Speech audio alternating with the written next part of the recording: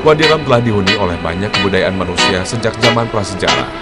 Dengan budaya termasuk banyak tanda-tanda peninggalan kaum Nabatean, berupa lukisan batu, grafiti, dan kuil. Sepanjang perjalanan terbentang padang pasir yang begitu luas dengan bukit-bukit batu yang tinggi, membuat siapapun yang melihatnya akan terlihat dengan kekuasaan Allah Subhanahu wa Ta'ala. Subhanallah, segala puji bagi Allah Sang Maha Pencipta di muka bumi. Perjalananku kali ini adalah untuk menyusuri jejak peradaban para kaum yang ingkar akan nikmat Allah.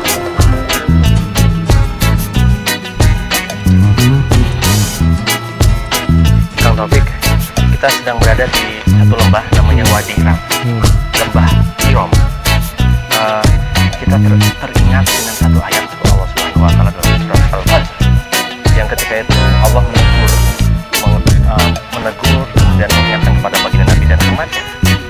A'udzubillahi minasyaitonirrajim. Bismillahirrahmanirrahim. Alam tara kaifa fa'ala rabbuka bi'ad Iram madani. Apakah kamu tidak melihat, wahai Muhammad? Apakah kamu tidak menyaksikan, wahai umat Muhammad? Apakah kamu tidak melihat, wahai umat Muhammad, kepada satu kaum namanya kaum Ad? Siapa itu kaum Ad itu? Adalah Iram Adad. Dia adalah dari kaum Iram.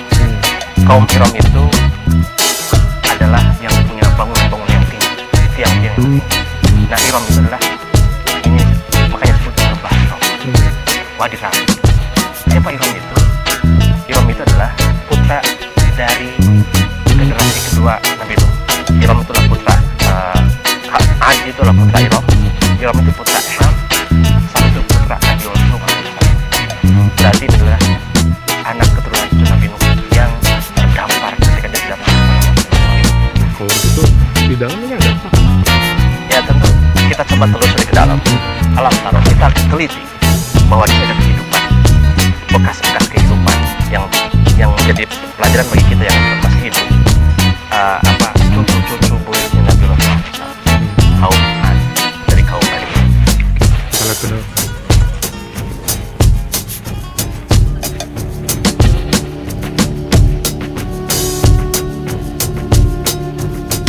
Dalam Al-Quran, banyak sekali dijelaskan tentang kehancuran bangsa-bangsa atau kaum yang tidak mau beriman kepada Allah Subhanahu wa Ta'ala. Di antaranya adalah bangsa Ad sebagai umat Nabi Hud, kaum Tsamud dari umat Nabi Saleh, bangsa Madian umat dari Nabi Syuaib, kaum Nabi Ibrahim, serta kaum Nabi Nuh. Jika dilihat silsilah turun-temurun, kaum dari para Nabiullah ini saling berkaitan. Kaum yang cukup terkenal pada masa sesudah Nabi Nuh alaihissalam adalah kaum Ad dan Tsamud. Dalam Al-Quran disebutkan bahwa setelah kaum Nabi Nuh dibinasakan, kaum lain yang juga dimusnahkan adalah kaum Ad dan kaum Tsamud.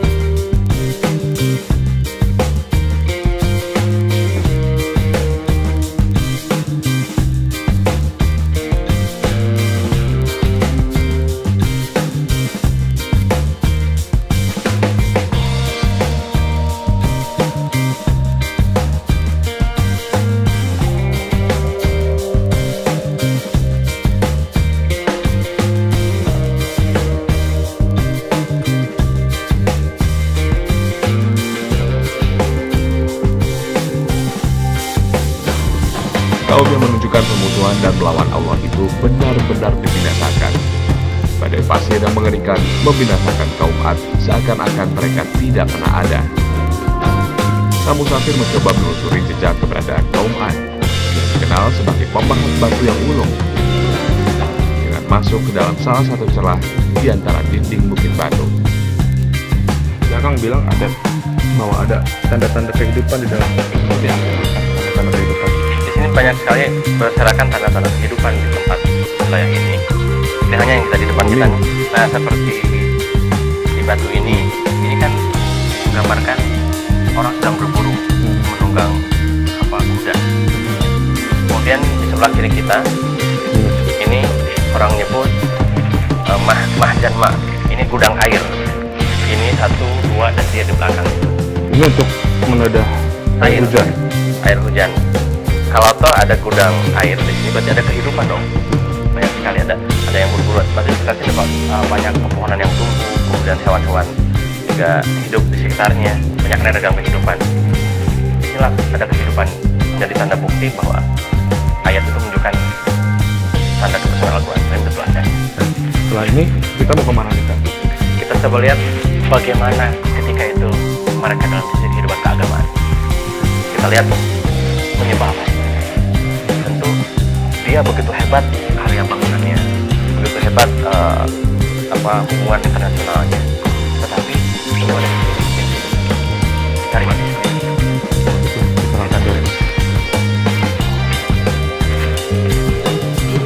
Tidak hanya tempat-tempat penampungan air dan beberapa lukisan di dinding batu, namun sebuah kuil di dekat perkampungan kaum Baduy juga menjadi sebuah bukti kehidupan kaum Ad pada masa itu. Kuil ini dipercaya sebagai tempat penyembahan kaum Ad kepada berhala, dan jadi salah satu alasan mengapa kaum ini akhirnya dibinasakan oleh Allah Subhanahu wa Ta'ala.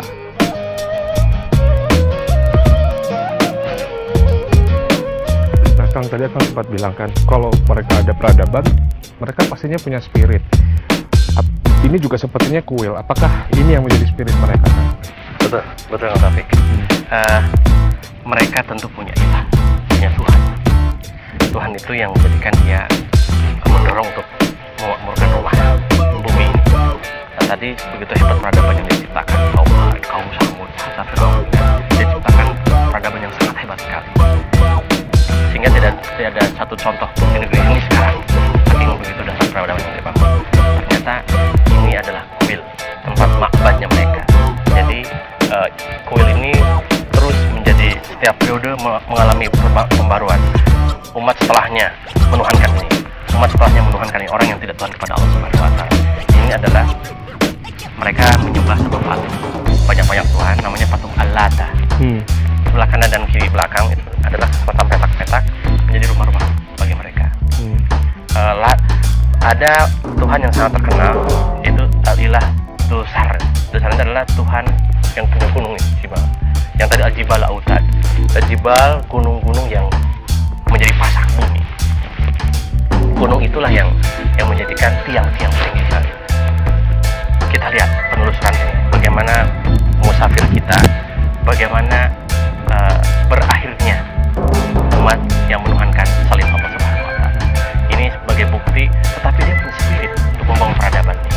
Dia menikmati dunianya ini, tetapi hanya di dunia saja dia menikmati, tidak menikmati di akhirat kelak. Sehingga nanti bagaimana kita lihat endingnya, berakhirnya umat-umat yang umat Ad, Samud, Fir'aun itu yang menuhankan selain Allah Subhanahu wa Ta'ala. Ingatlah atas nikmat Allah, tetapi satu, jangan kau menyebarkan kerusakan yang kamu. Hanya itu.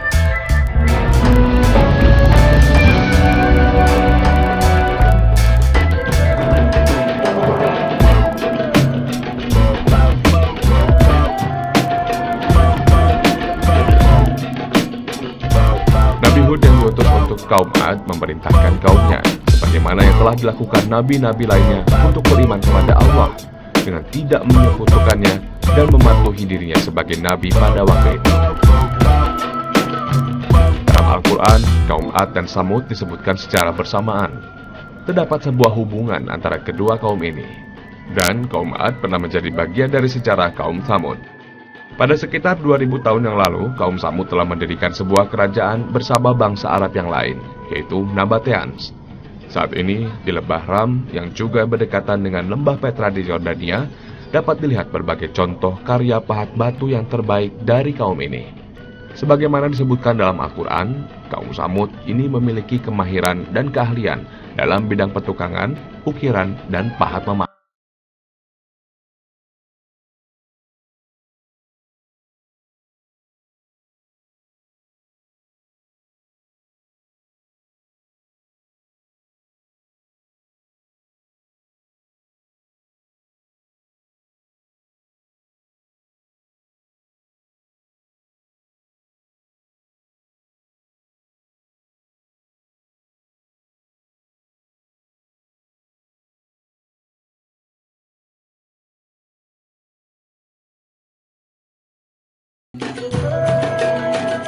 Gunung-gunung batu tersebut dibentuk kaum Samud menjadi istana, rumah, dan kuburan para petinggi kaum. Bahan ukiran dan ornamennya sangat halus dan indah, sungguh menakjubkan. Wilayah kekuasaan kaum Samud kala itu membentang hingga ke wilayah Petra Yordania. Bismillahirrahmanirrahim, Kang Taufik, kita sekarang cukup merasa takjub dengan gunung-gunung yang tinggi begini. Ternyata di dalam ada kehidupan di tengah nafas ini. Dan kita tidak habis pikir, Kang Taufik, ya. Gunung tinggi. Yang gunung tinggi ini terbagi 3 batu granit, batunya dia pahat jadikan rumah. Ini kan peradaban yang hebat. Tetapi Allah cuma pesan kepada mereka itu, kepada kaum seperti itu. Wala ta'sau fil ardi mufsidin. Ingatlah atas nikmat Allah itu. Tetapi satu, jangan engkau menyebarkan kerusakan di muka bumi. Hanya itu. Pesannya. Berarti kaum Ad ini termasuk salah satu yang mungkar, memungkiri itu. Tentu. Mereka sudah hebat peradabannya. Sampai di sini pun tempat barter perdagangan yang begitu luas sekali. Luas sekali. Kekuasaan, perdagangan di sini melalui tempat ini. Allah ini nikmat bagi mereka. Allah mengajarkan cuma hanya itu, jangan kau melakukan perbuatan kerusakan di muka bumi ini. Tetapi mereka mengingkarinya. Mengingkari semua. Dia menuhankan Lata, menuhankan Uzza, menuhankan penguasa gunung, Zulhar. Kita pun harus waspada. Peradaban yang kita bangun sekarang ini. Peradaban apa kan itu? Peradaban dalam ekonomi, peradaban dalam perpolitikan, peradaban dalam membina dunia ini. Tapi kalau tidak menuhankan la ilaha illallah Muhammadur Rasulullah, kami takut dengan adab yang seperti kepada Allah menimpakan kepada mereka. Ajab yang sangat pedih sekali. Dan semoga melalui musafir ini adalah mengingatkan bahwa ketika engkau berbanggakan diri atas kehebatan kamu, kehebatan teknologi kamu, kehebatan analisa kamu, tetapi tidak menuhankan Allah, azab yang dinimpakan kepada mereka akan kena kepada kita semua. Lalu azab seperti apa yang kaum Ad dapatkan dari Allah? Ada gempa, kemudian badai yang dingin, karena ini adalah wilayah dingin. Badai yang dingin hancurkan sehingga dia ditimpakan dengan kemudian ada yang dibalikan bumi. Banyak sekali ajab-ajab itu, dan kita naudzubillah min dzalik dengan peristiwa itu. Kaum Ad juga termasuk keturunan dari Nabi Nuh alaihissalam. Ya. Bagaimana beliau bisa begitu sabar untuk terus membina kaum Ad ini untuk bisa kembali kepada Allah, walaupun akhirnya mereka tetap ingkar dan akhirnya diberikan azab. Kembali, memang kita akan ziarah kepada Nabi Nuh alaihissalam, bahwa ini adalah umat Nabi Nuh setelahnya. Setelah ini kan waktu kisah Nabi Nuh ini kan lautan yang ketika Nabi Nuh menciptakan perahu, dan ini di bawah lautan sebetulnya. Kemudian ke bawah itu sejak putranya Syam, kemudian Iram, kemudian Ad, terus semua itu tentu dia hanya menjadikan Nabi dan Rasul saja. Dia hanya menyampaikan risalah Allah. Tetapi hidayahnya dari Allah Subhanahu Wa Taala. Nabi Nuh di sini berperan sebagai risalahnya Allah, utusan Allah saja. Tetapi walakin Allah yahdi man yasha. Tetapi Allah sajalah yang memberikan hidayah kepada mereka. Apakah dia taat kepada Allah atau tidak? Tetapi hidayah harus dicari. Ya. Kita akan coba menziarahi Nabi Nuh alaihissalam sebagai bapak dari mereka semua. Mari kan kita ziarah ke Nabi Nuh alaihissalam. Ya, baik. Ulul Azmi adalah seorang nabi yang siddatus sabri, dia yang sangat kuat kesabarannya dalam menyampaikan pesan Allah Subhanahu wa Ta'ala.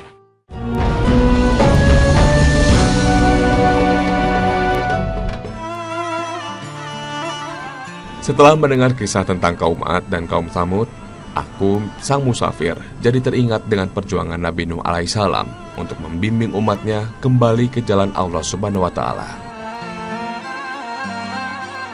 Kami pun melanjutkan perjalanan menuju ke selatan Jordan, tepatnya ke kota Karak. Di sini terdapat petilasan dari Nabi Nuh alaihissalam.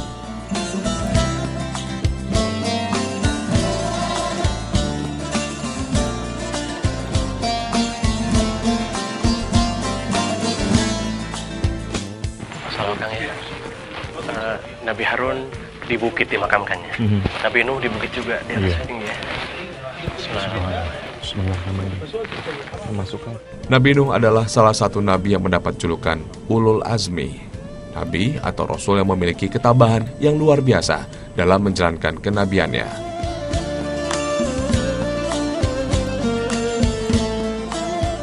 Bayangkan saja, Nabi Nuh berdakwah selama 950 tahun untuk menyadarkan umatnya agar mengikuti semua perintah Allah dan menjauhi segala larangannya. Namun yang beriman hanyalah sekitar 80 orang. Kaumnya mendustakan dan memperolok-olok Nabi Nuh. Lalu Allah mendatangkan banjir yang besar yang kemudian menenggelamkan mereka yang ingkar, termasuk anak dan istri Nabi Nuh. لقد أرسلنا نوحا إلى قومه فلبث فيهم ألف سنة إلا 50